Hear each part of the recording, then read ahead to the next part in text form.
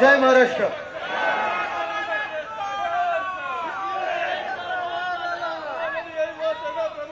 खरं म्हणजे जेव्हा जेव्हा ठाण्यात येत असतो मी तेव्हा जुन्या आठवणी अनेक येत असतात, मन भरून येतं ठाण्यात आठवणींचं। आणि आत्ता पण येत असताना मी जेव्हा राजन विचारींना भेटलो ते गाडीत बसल्यानंतर मी एकच आठवण एक जुनी सांगत होतो। मला वाटतं 93 की 94च्या आसपास काहीतरी आपण त्यावेळी मला वाटतं जिंकलेलं, अरुणतारेजी वगैरे महापौर झालेले। आणि तेव्हा मला आठवतं मी तेवढा काही मला आठवण्यासारखं नाही, खूप लहान होतो, पण घरात जे वातावरण होतं, आजी खुश झाली होती, आजोबा माझे देखील अर्थात वंदनीय हिंदू सम्राट बाळासाहेब ठाकरे हे देखील आनंद त्यांचा आवरू शकत नव्हते आणि फटाके फोडलेले होते। हे सगळी जुन्या आठवणी आहेत। आणि मग तेव्हापासून आतापर्यंत आठवण तीच येते। प्रत्येक वेळी हेच लक्षात येतं की जेव्हा जेव्हा ठाण्यात आलेलो आहे, ठाणेकरांनी एवढं प्रेम दिलेलं आहे की कधीही असं वाटत नाही की आपल्यातून कुठचे गद्दार गेलेले आहेत। गद्दार गेले ते गेले, पण ठाणे तसंच तसं शिवसेनेचंच राहिलेलं आहे। एक मला माहिती आहे की मला अनेकदा आपण बोलवलेलं आहे, आपण अनेक कार्यक्रम घेतलेले आहेत, पण याचा देखील अभिमान आहे की आपल्या पेरेंट पार्टीपेक्षा महिला आघाडीचे जास्तीत जास्त कार्यक्रम गेल्या 1.5-2 वर्षात ठाण्यात झालेले आहेत। आणि त्याच ताकदीने इथे महिला आम्हाला वाटतं 50%हून जास्ती दिसत आहेत। ही खरी शिवसेनेची ताकद आहे, कारण जिथे महिला आहेत तिथे विश्वास असतो, एक बांधिलकी असते, एक कुटुंब असतं।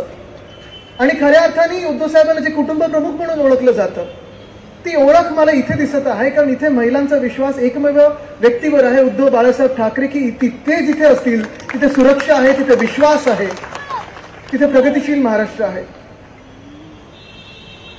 अनेक गोष्टी बोलण्यासारख्या आहेत, अनेक गोष्टी आपण जास्ती अनुभवल्या असतील, पण हल्ली एक नवीन फॅशन झाली आपल्या राज्यामध्ये, खोटं बोला पण रडून बोला। ते पाहिलं की नाही तुम्ही? आधी भाजप बोलायची खोटं बोला पण रेटून बोला, मिंदे बोलतात खोटं बोला पण रडून बोला। काय काय नाही, काल मला वाटतं एवढ्यासाठीच त्यांनी अधिवेशन घेतलं होतं की मुलांनी सांगितलं की माझे वडील किती अपयशी आहे ते त्यांना तोंडावर लोकांसमोर सांगायला हे एवढंच अधिवेशन होतं। जास्ती काय मी पण पाहिलं नाही, कारण त्यांना रडत बघायची सवय मला खूप आहे। रडारड ही काय नवीन नाहीये, जुनी आहे, अनेक वर्ष मी पाहत आलेलो आहे। काही झालं की डोळ्यातून अश्रू काढायचे, रडायचं आणि जे काही पाहिजे ते मिळवायचं। पण आता लोक हे ओळखून आहेत, तुम्ही आम्ही सगळे ओळखून आहेत। किती उदाहरणं देऊ तुम्हाला? जसं काल ते रडले की काय मी नवरा म्हणून अपयशी ठरलो, मी वडील म्हणून अपयशी ठरलो, 2-3 दिवसांनी बोलतील आता मी घटनाबाह्य मुख्यमंत्री म्हणून अपयशी ठरलो, शिवसैनिक म्हणून अपयशी ठरलातच।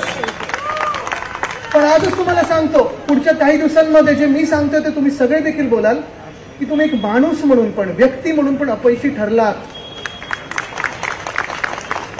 ज्या व्यक्तीने तुम्हाला सगळं काही दिलं, ज्या नेत्याने तुम्हाला सगळं काही दिलं, ज्या परिवाराने तुम्हाला सगळं काही दिलं, ज्या पक्षाने तुम्हाला सगळं काही दिलं, त्याच व्यक्तीचे बाप चोरायला निघालात तुम्ही, त्याच व्यक्तीचा पक्ष चोरायला निघालात तुम्ही, त्याच व्यक्तीचं इमान चोरायला निघालात तुम्ही, सगळं काही चोरण्याचा प्रयत्न केला। पण आज पण तुम्हाला सांगतो मी, ह्या महाराष्ट्रातून 2 गोष्टी पुसून जाऊ शकत नाहीत। एक म्हणजे उद्धव साहेबांनी केलेलं मुख्यमंत्री म्हणून असलेलं काम, आणि दुसरं म्हणजे तुमच्या माथेवर गद्दार, बापचोर, पक्षचोर लिहिलेला जो शिक्का आहे तो कोणी पुसू शकत नाही। गेल्या 5-6 वर्षामध्येच मी त्यांना एवढं रडताना पाहिलेलं आहे। हे जे घटनाबाह्य मुख्यमंत्री आहेत, किती उदाहरणं द्यायची।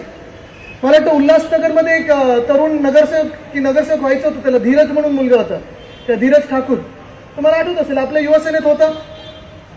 खासदारकीसाठी कल्याणमध्ये त्यांनी खूप मेहनत घेतली, जीव की प्राण पूर्णपणे दिवस रात्र मेहनत करून मला वाटतं तिथे आता जायला लागलं त्याला, पण त्यांनी तिथे मेहनत घेतली, सगळं काही केलं। आणि मी त्यांना सांगितलं होतं, हे स्वतः पालकमंत्री, MSIDC खातं यांच्याकडे सगळं काही बघत होते। मी बोललो हो, एक कुआपटा पण त्याला दिली पाहिजे त्या धीरजला, चांगलं काम करत होतं, ऍटलीस्ट माझ्या डोळ्यासमोर तरी चांगलं काम केलं होतं। त्याला कॉप दिला, चांगलं एक काम करणारा मुलगा, तरुण मुलगा पुढे येईल। जे रडारड सुरू केलेली आहे मातोश्रीमध्ये की नाही साहेब तुमचा विश्वास नाही, मी राजीनामा देतो, मी असं करतो, अरे मी बोललो जाऊ देव, तुम्ही ठेवा ते कॉप तुमचं, तुम्हाला लक लागो।